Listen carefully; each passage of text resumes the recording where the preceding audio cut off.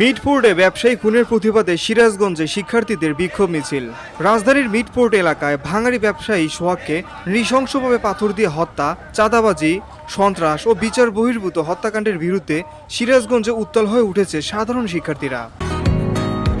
বসুন্ধরা, উত্তরা, বনশ্রী, কুড়িল ও বাড্ডা সহ রাজধানীর বিভিন্ন স্থানে অভিজাত ও অত্যাধুনিক মানের ফ্ল্যাট কেনার এক নির্ভরযোগ্য প্রতিষ্ঠান প্লেজেন্ট প্রপার্টিজ লিমিটেড। তাই আপনার স্বপ্নের আবাসনের জন্য আজই যোগাযোগ করুন। Pleasant properties limited, where destiny matches eventually. আজ শনিবার বেলা 11:30টায় সিরাজগঞ্জ সরকারি কলেজ থেকে শুরু হয় বিক্ষোভ মিছিল। মিছিলটি কলেজ চত্বর থেকে বের হয়ে শহরের এসএস রোড, বাজার স্টেশন মোড়, হোসেনপুর হয়ে মুক্তির সোপানে গিয়ে শেষ হয়।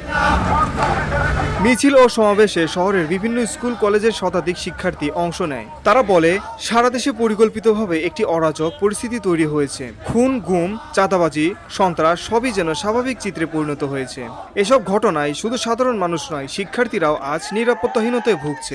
তৌহিদি জনতা, আপনারা নিশ্চয় অবগত আছেন, দেশের বিভিন্ন জায়গায় ছাত্রদল, যুবদল, স্বেচ্ছাসেবক দলের নেতা কর্মীরা চাঁদাবাজি, খুন, গুম এবং অত্যাচারের মধ্য দিয়ে দেশকে কলুষিত করে ফেলেছে।